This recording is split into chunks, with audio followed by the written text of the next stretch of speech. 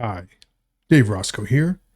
It is Tuesday, September 16th, 2025, and I have an update on the Token 2049 conference, which is sponsored by the Pi Network. Dr. Chengdiao Fan is announced as a keynote speaker on the first day of the event, and we'll talk about that just a little bit. And I also have an update on the Pi domain auction, which we'll also talk about. But first, the metrics.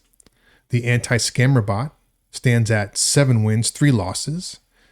And I've had several people reach out to me in the last few days saying that their wallets are compromised. And as I always do, I responded saying that you can read the section on my anti-scammer bot in the FAQ.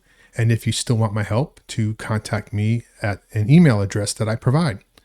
And it's surprising to me how few people actually follow through and contact me. I hope that they haven't lost their Pi, and I can't imagine why they wouldn't want to take the chance at saving it, but it's an interesting behavior that I've been noticing. The circulating supply is at 8.09 billion Pi, and there were no user accounts migrated yesterday. There was a small burst of migrations earlier today, but that has since stopped. I don't quite know what's going on with migrations. I mean, I think it probably has something to do with the work they're doing with the Stellar Protocol version 23 rollout, and their team is very busy with that. But none of that affects mainnet, so I don't quite get why that's affecting migrations, but it is what it is. There is currently 15.4 million Pi in the Pi migration wallet, and as I mentioned, migrations are not happening now. The migrated unlocked rewards are at 3.06 billion Pi, with 4 million Pi unlocked in the last 24 hours, and now free to be traded on the open markets. Looking at the price action, the Pi coin is currently trading at 35 cents, which is down 0.5% from this time yesterday. The market cap is at $2.89 billion, which is also down 0.5%. The daily trading volume is at $32.7 million, which is down 31.19% from this time yesterday. Now we've got a little bit of a roller coaster ride here. We saw a bump up to about 36 cents, and then it dropped down as low as 35.3 cents, and it's been seesawing ever since, and we're currently at 35 cents. Now, there appears to be some volatility in the pricing right now. I'm not quite sure why. I think people are having trouble making up their mind what to think about the Pi coin right now, but it's still within a relatively narrow band of 34 to 37 cents. Haven't quite broken through that 37 cent mark since the weekend, but time will tell how that plays out. I'm really hoping that the token 2049 has a positive effect on price, unlike the event that occurred earlier this year. As I mentioned at the beginning, Dr. Chengdiao Fan is going to be a keynote speaker at the Token 2049 event, and she will be talking about the future of crypto, and she'll be giving a 15-minute talk on the TON stage on the first day of the event between 4:30 p.m. and 4:45 p.m. Don't hold me to those times. I can't be certain that they're Eastern time, so I would recommend checking out the Token 2049 website and verifying the local time for yourself. I don't know what the situation is going to be with respect to live streaming of these events. Sometimes you have to pay to get access to the streams, sometimes not.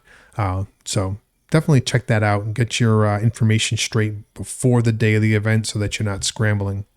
But this should be good. Her talk is called Crypto's Future: From Liquidity to Utility, Web3 Pathways to Innovation. That's something of a tongue twister. Liquidity to utility. Try to say that 5 times real fast.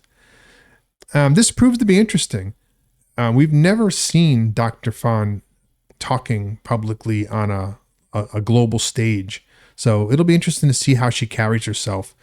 I think we'll all agree that Dr. Kokalis is a bit less charismatic than some of the other people that we see in this space.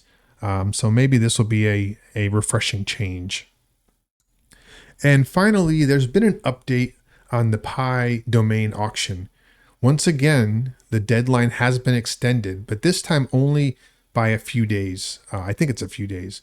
It's now extended to the end of September, and hopefully that will be the last extension of the deadline. And that would make sense. The reasons for extending the deadline before was to give more people access to the domains, and where the Token 2049 conference is starting at the beginning of October, it would be an interesting way to build up some hype going into that event by declaring the auction closed and hopefully announcing or at least awarding the winning domains. So we'll have to see how that plays out. Hopefully, like I said, they don't extend it again. Well, that's all I've got for today.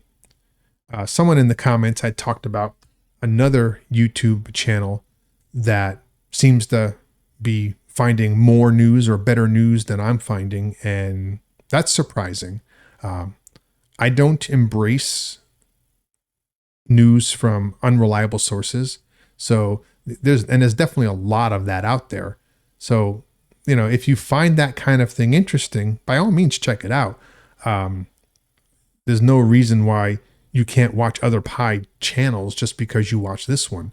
But I will tell you this, what you hear here is going to be confirmed news, and there isn't a lot of it right now. And where it is a rumor, if I find it interesting, I'll report it, but I'll make it very clear that it's a rumor. But like I said, there's no rule that you have to be exclusive to my channel. There's plenty of YouTube channels out there. And unlike the Open Mainnet rollout, where there was a ton of Pi Network channels, most of those have dried up now. And if they are still around, only post sporadically. I'm one of the few that posts regularly. So it is hard day to day to find any new news. So if that's troubling for you, then by all means, look for other sources.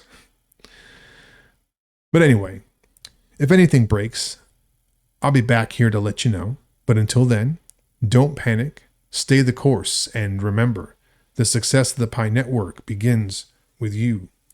Pi to the moon. Peace.